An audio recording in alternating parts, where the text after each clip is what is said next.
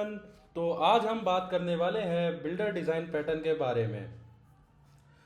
तो पहले समझते हैं बिल्डर डिज़ाइन पैटर्न होता क्यों है, इसको क्यों यूज़ करा जाता है, इसके यूज़ करने के फ़ायदे क्या हैं और कैसे हम आइडेंटिफाई कर सकते हैं कि इसकी ज़रूरत हमें है।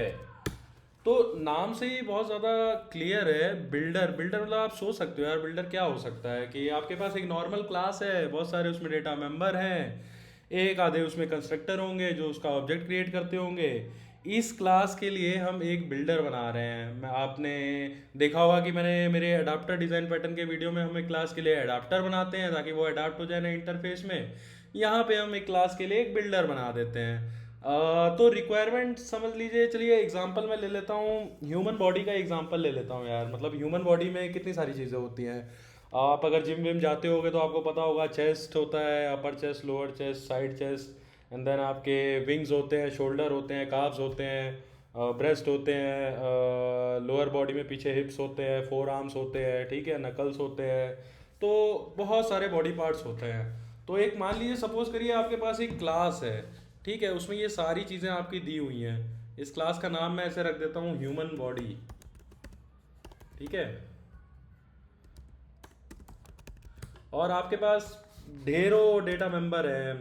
ले लेता हूँ मैं shoulder, chest, breast, back, wings, carbs, और भी ढेरों चीज़ें हैं। लिख देता हूँ थोड़ा अच्छा लगेगा। काफ्स हो गए, और फिर इसमें आपके फोर आर्म्स हो गए, ठीक है, और एंकल रिचेस हो गए, और जो भी आप सोच सकते हो यार, मतलब रिस्ट हो गई, आपके ट्राइसेप्स हो गए, बाइसेप्स हो गए, पेंटासेप्स हो गए, थाइज हो गई। थाइज के बाद आपके और क्या बचा यार ह्यूमन बॉडी में, एब्स हो गए, पैक्स हो गए। और अब देखो, अब एक बार सोच के देखते हैं कि इस क्लास के लिए क्या हमें बिल्डर की ज़रूरत पड़ेगी। तो आप ऐसे सोचो कि नॉर्मली हम इस क्लास का कैसा कंस्ट्रक्टर रखेंगे। भाई, इंसान की अगर बॉडी है, किसी भी इंसान की, तो इसमें से एक नॉर्मल इंसान की बात कर रहा हूँ जो ना कि कोई स्पोर्ट्स पर्सन है, कुछ नहीं है, एकदम नॉर्मल। तो उसके मतलब थोड़े बहुत तो शोल्डर होंगे ही, हर एक आइटम, मतलब शोल्डर समझ लो, और बैक भी थोड़ी बहुत होगी। मतलब मैं ये कहना चाह रहा हूँ कि क्लास में बहुत सारे डेटा मेंबर हैं, जब भी कोई ऑब्जेक्ट बनेगा इस क्लास का तो उसमें दो तीन चीज़ें बाय डिफ़ॉल्ट होंगी और बाकी सारी ऑप्शनल होंगी। तो मान लीजिए कोई बॉडी बिल्डर है तो उसके पेंटासेप्स होंगे। अब कोई साइकिलिस्ट है तो उसके काल्स बहुत अच्छे होंगे। कोई बॉडी बिल्डर है तो ऑब्वियसली उसकी विंग्स और शोल्डर बहुत अच्छे होंगे, ठीक है। ऐसे ही मान लीजिए कोई फिटनेस फ्रीक, ये अपने जिम वाले लड़के हैं, या फिर ये मॉडल वॉडल हैं, तो इन लोग के सिक्स पैक एब्स ये सब बहुत अच्छे होंगे, ठीक है। और उसके बाद आप ले लेते हो कि सपोज करो कि आप रेसलर्स वगैरह ले लो, बॉक्सर्स ले लो, तो ऑब्वियसली उनके रिस्ट स्ट्रांग होंगे, फोर आर्म्स अच्छे होंगे, है ना। तो डिफरेंट डिफरेंट रिक्वायरमेंट है आपको कि अगर आपको मान लीजिए कि एक ह्यूमन बॉडी बनानी है साइकिलिस्ट के लिए, तो आप चाहोगे कि उसका जो कंस्ट्रक्टर हो इस ह्यूमन बॉडी क्लास में, उसमें शोल्डर हो चलेगा, और उसके काव्स हों, थोड़ा पेंटासेप्स हो, है ना। और सपोज करिए आपको रेसलर बनाना है, तो फिर आप चाहोगे कि उसका चेस्ट अच्छा हो, शोल्डर अच्छा हो, बैक अच्छा हो, विंग्स अच्छा हो, ठीक है, फोर आर्म्स अच्छा हो। और सपोज करो आपको एक मॉडल चाहिए फिटनेस फ्रीक टाइप का, मतलब ये हमारे एक्टर वेक्टर लोग रहते हैं, तो उसके लिए आप चाहोगे कि एक बॉडी बनाओ जिसमें एब्स हों, पैक्स हों, है ना। तो यहाँ पे आप देखोगे कि अलग अलग टाइप के कंस्ट्रक्टर्स की आपको ज़रूरत पड़ सकती है ना। और ये सारे ऑप्शनल पैरामीटर हैं, मतलब किसी को बस दो तीन चीज़ें चाहिए बॉडी में, किसी को कुछ और दो तीन चीज़ें चाहिए। तो आप क्या ढेर सारे कंस्ट्रक्टर बनाओगे इस क्लास में। कंस्ट्रक्टर का रूल यही होता है कि कंस्ट्रक्टर क्लास के नाम से ही होना चाहिए, है ना। तो या तो एक तरीका है कि हजारों बना डालो आप कंस्ट्रक्टर। ये तो मैंने बहुत छोटा एग्जांपल लिया है, रियलिटी में तो हमने देखा है 100 डेटा मेंबर की क्लास भी होती है, तो कितने कंस्ट्रक्टर बनाओगे। कॉम्बिनेटोरियल पॉसिबिलिटी कितनी ज़्यादा है। तो इस सारी समस्या को अवॉइड करने के लिए ही बिल्डर डिज़ाइन पैटर्न बनाया गया है। अब बिल्डर डिज़ाइन पैटर्न में आप कुछ नहीं करते हो यार, ये एक नॉर्मल क्लास है, इसका आप एक बिल्डर क्लास बना दो। ठीक है, थोड़ा छोटा कर देता हूँ मैं ताकि समझने में फ्रेम में आ जाए तो आसानी हो। यहाँ पे आपने बना दी ह्यूमन बॉडी बिल्डर क्लास। ठीक है, अब ये जो बिल्डर क्लास का पहला रूल ये होता है कि इसमें वो सारे पैरामीटर होते हैं जो यहाँ पे लिखे गए हैं।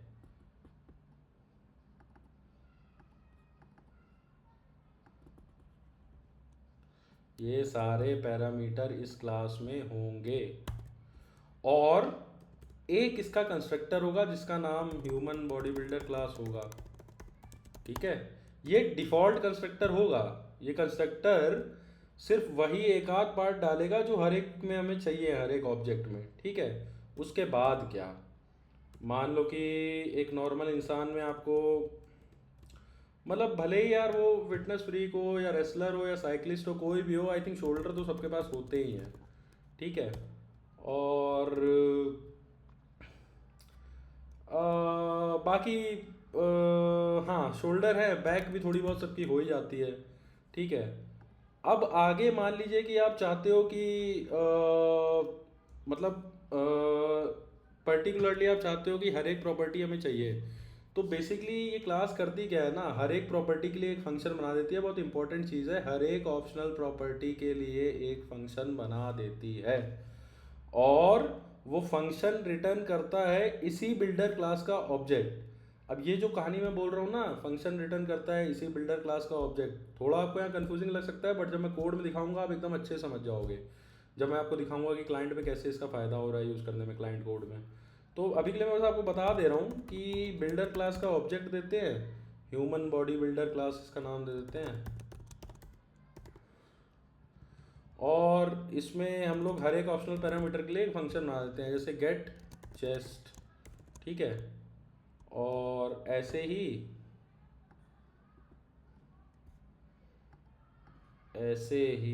और भी पैरामीटर होते हैं, जैसे सपोज कीजिए कि मैंने बना दिया गेट काव्स। ठीक है, और गेट काव्स की जगह बना दिया मैंने, मान लो गेट ट्राइसेप्स। तो सारे ऑप्शनल पैरामीटर के लिए ऐसे करके फंक्शन बनते हैं। तो फ़ायदा बस इतना सा होता है ना कि क्लाइंट कोड में आप क्या करोगे ना, जो ओरिजिनल क्लास है उसका ऑब्जेक्ट नहीं बनाओगे, आप उसकी बिल्डर क्लास का ऑब्जेक्ट बनाओगे इस डिफ़ॉल्ट कंस्ट्रक्टर के थ्रू।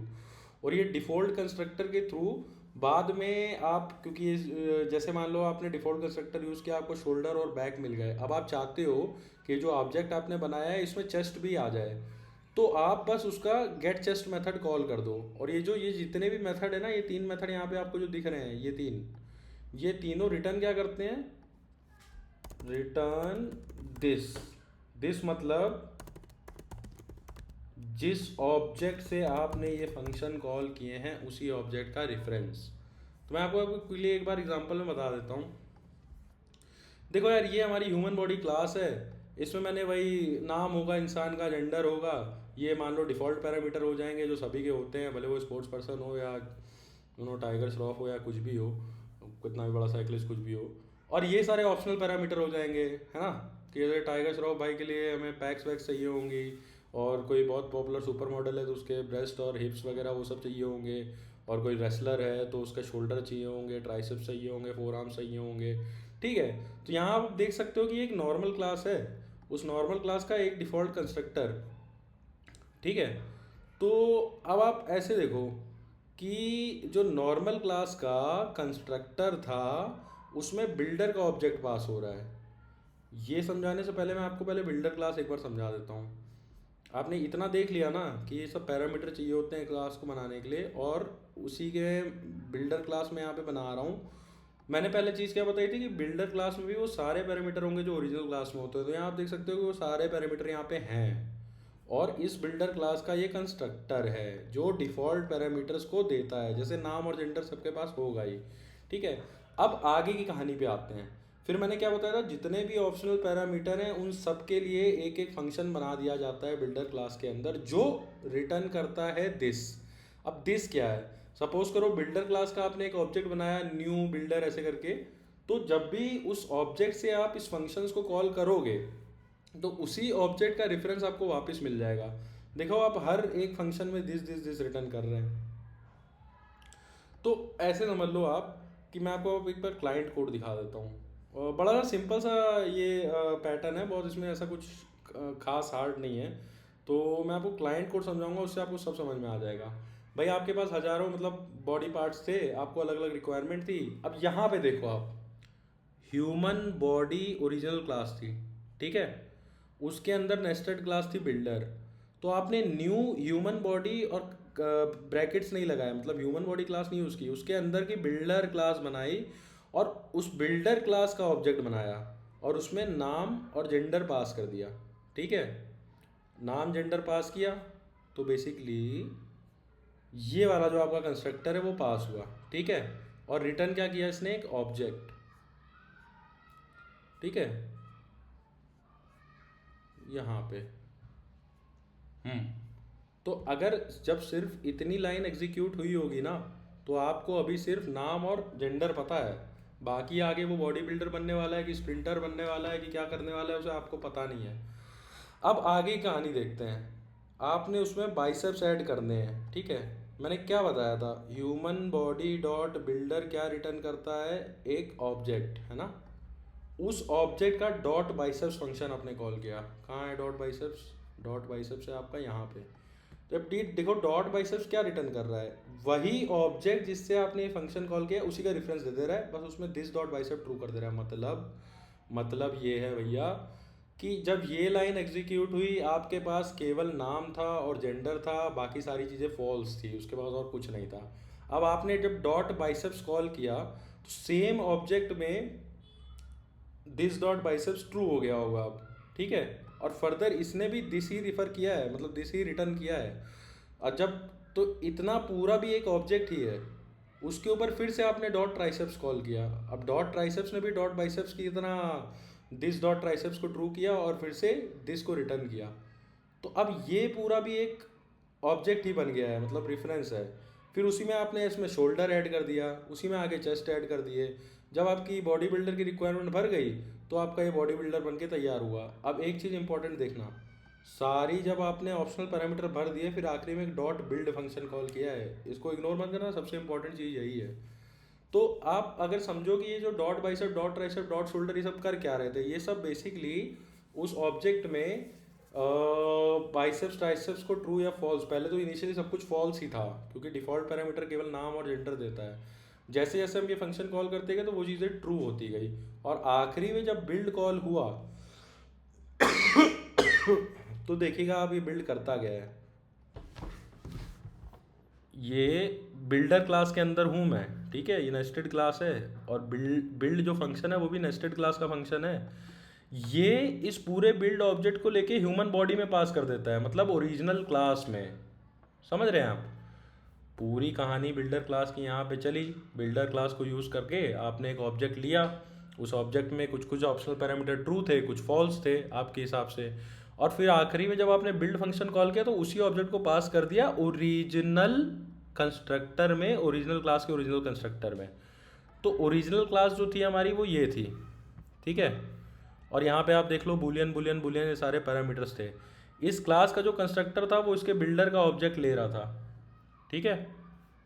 तो हमने अभी नीचे क्या देखा, जब बिल्ड फंक्शन कॉल हुआ तो आपने जो भी ट्रू फॉल्स करके बिल्डर क्लास से बनाया था वो पूरा आपने ओरिजिनल क्लास के कंस्ट्रक्टर में कॉल किया, और ओरिजिनल क्लास ने जाके वो सारी चीज़ें इसमें कॉपी की, नया ऑब्जेक्ट रिटर्न कर दिया। इतनी सी बात है सिर्फ। इसको अगर मैं रटने के तरीके पे जाऊं तो वैसे ये नेस्टेड क्लास है, आप अलग भी बना सकते हो, बट मैंने बस इजी यूज़ के लिए और आपको समझाने के लिए बोल दिया है कि नेस्टेड क्लास है। मैं ओप्स की डिटेल में नहीं जा रहा हूँ, मैं लो लेवल डिज़ाइन बता रहा हूँ, इसलिए आप ये देख सकते हो नेस्टेड क्लास क्या होती है, कैसे यूज़ करते हैं, सिंटैक्स चेंजेस वगैरह। और इवन अगर मेरे सिंटैक्स में कुछ प्रॉब्लम हो तो आप प्लीज़ इग्नोर कर दीजिएगा, मैं तो बस कॉन्सेप्ट समझा रहा हूँ। तो रटने के तरीके पर अगर हम जाते हैं तो मैं ऐसे लिख दे रहा हूँ, create a nested class inside original class, the constructor of original class will now take an object of builder class. Inside builder class, all the default and optional parameters will be present. For each the constructor of builder class will initialize only default parameters, parameter data member जो भी है. The optional data members, each optional parameter or data member will have a function inside builder class that will simply makes this dot data member equal to true and return this. So in simple terms, the function for optional parameter will return the reference of the object with which this function is called. As per your convenience, you can add whatever combination of optional data member in your object and finally call the build function. Build is the function inside builder class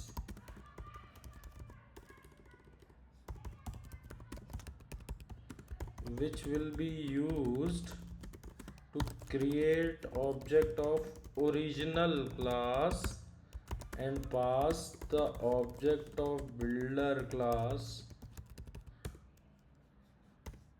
in the constructor.